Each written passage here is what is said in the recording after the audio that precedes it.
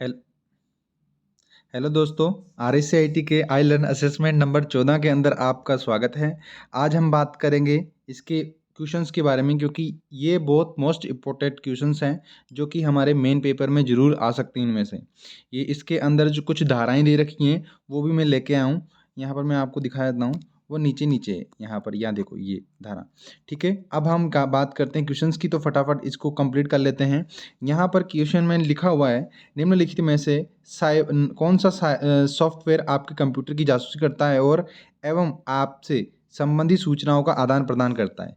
तो स्पाईवेयर करता है। कौन करता है? स्पाईवेयर। स्पाई मतलब कि जासूस। क्या? जासूस। ये क्या करता है? आपकी कंप्यूटर की जासूसी करता है। हालांकि अगर बात कर लें वायरस के बारे में, तो ट्रोजन हॉर्स भी हमारा वायरस होता है, और वायरस तो वायरस होता ही है। ठीक है ना? तो इसके अंदर आएगा स्पाईवेयर, जो कि आपकी क्या करता है? जासूसी करता है।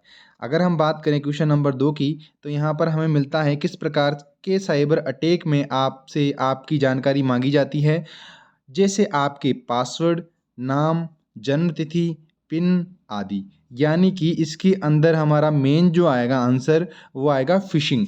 क्या आएगा? फिशिंग आएगा। फिशिंग के अंदर क्या किया जाता है? फंसाया जाता है। तो यहाँ पर फिशिंग है ही नहीं, तो इसका आंसर आएगा इनमें से कोई नहीं। यहाँ पर क्वेश्चन नंबर 3 दे रखा है, किस प्रकार के साइबर अटैक में आपसे आपकी जानकारी मांगी जाती है, जैसे कि आपके पासवर्ड, नाम, जन्म तिथि और पिन। तो यहाँ पर हमने देख लो आंसर आ गया हमारा कौन सा? Phishing attack. यानी कि फिशिंग यानी कि आपको विभिन्न प्रकार के लुभावने लुभावने एडवर्टाइजमेंट दिए जाते हैं और उसके द्वारा आपकी विशेष प्रकार से विशेष जानकारी मांगी जाती है। आगे चलते हैं क्वेश्चन नंबर 4 पे। तो यहाँ पर लिखा हुआ है, निम्न में से किस प्रकार के वेबसाइट पर अपनी व्यक्तिगत जानकारी दर्ज नहीं करनी चाहिए। तो ये ध्यान रखना है, आप चलाते हो वेब ब्राउज़र। वेब ब्राउज़र के अंदर एड्रेस बार के अंदर आपको देखना है कि वहाँ पर पेडालोग है या नहीं। यानी कि पेडालोग कैसा होता है? एक ताले की जैसे दिखाई देता है, और वेबसाइट के एड्रेस में शुरुआत में HTTPS है कि नहीं। अब बात करें HTTPS की, तो hyper text transfer protocol secure, यानी कि HTTPS में क्या होता है? सिक्योर।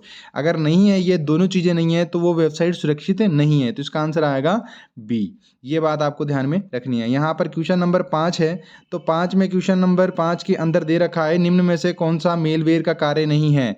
तो मेलवेयर का कार्य क्या क्या होता है, पहले यह बात आपको ध्यान रखनी है। मेल क्या करता है? मेलवेयर आपके कंप्यूटर के डेटा को नष्ट करता है। ये बात तो सत्य है। ठीक है। अब ऑप्शन नंबर सी, कंप्यूटर से डेटा को चोरी करने को रोकता है। भाई रोकता तो नहीं है कंप्यूटर से। तो इसका जो मेन आंसर आएगा वो डेटा को रिकवर करना है। क्या है? डेटा को रिकवर करना। ये बात आपको ध्यान में रखनी है। निम्न में से क्वेश्चन नंबर 6 है, निम्न में से साइबर अटैक के प्रकार हैं। तो साइबर अटैक के प्रकार जो होते हैं, यहाँ पर फिशिंग आएगा, क्योंकि सर्चिंग से आप कुछ सर्च करते हो, ब्राउजिंग से आप कुछ सर्च करते हो, और सर्चिंग कुछ होता ही नहीं है। आप सर्चिंग जो ऑप्शन है ये यूज़ होता है सर्च इंजन के अंदर। तो इसका आंसर आएगा फिशिंग। इसमें उपयोग सभी नहीं आएगा। यहाँ पर आपके क्वेश्चन नंबर 7 के अंदर, निम्न में से किस प्रकार के साइबर अटैक के द्वारा आपको चाही गई वेबसाइट की जगह अन्य वेबसाइट पर ले जाया जाता है। ये ले जाया जाता है, यानी कि जब आप किसी वेबसाइट के ऊपर या किसी लिंक के ऊपर क्लिक करते हो, आप उस वेबसाइट पर न जाकर किसी दूसरी वेबसाइट पर चले जाते हो, तो उस प्रकार का जो अटैक होता है वो होता है हमारा DSN, डिनायल ऑफ सर्विसेज। आगे बात करते हैं क्वेश्चन नंबर 8 की, तो निम्न में से कौन सा मेलवेयर का उदाहरण है। तो मेलवेयर क्या होते हैं? जो आपको हानि पहुंचाएं। तो स्पाईवेयर आपका हानि पहुंचाता है, वायरस भी आपको हानि पहुंचाता है, और ट्रोजन हॉर्स भी आपके कंप्यूटर की निगरानी रखता है। तो इसके अंदर आंसर आएगा हमारा उपयोग सभी। आगे चलते हैं क्वेश्चन नंबर 9 में। तो क्वेश्चन नंबर 9 में लिखा हुआ है, निम्न में से कौन सा साइबर अटैक है। तो यहाँ पर ऑप्शन ए व बी दे रखा है। तो निम्न में साइबर अटैक है डिनायल ऑफ सर्विसेज। ये हमारा क्या होता है? ये भी हमारा क्या है? एक प्रकार से साइबर अटैक है। फिशिंग भी हमारा साइबर अटैक है। पासवर्ड भी हमारा साइबर अटैक है। तो उपयोग सभी आएगा इसके अंदर। यहाँ पर हम बात कर लेते हैं क्वेश्चन नंबर 10 की। यहाँ पर लिखा हुआ है, निम्न में से कौन सा मेलवेयर का उदाहरण नहीं है। तो मेलवेयर का उदाहरण कौन सा नहीं है, यानी कि आपको, अगर आपको इसका आंसर देना, तो आपको ये पता होना चाहिए मेलवेयर के उदाहरण होते कौन कौन से हैं। तो यहाँ पर आपको देखना है कि मेलवेयर का उदाहरण हमारा एंटीवायरस होता है, जो कि वायरस से लड़ता है। क्या करता है? वायरस से लड़ता है। ये बात आपको ध्यान में रखनी है। अब थोड़ी सी आगे मोर इम्पोर्टेंट जो क्वेश्चंस बनते हैं उनके बारे में बात कर लेते हैं।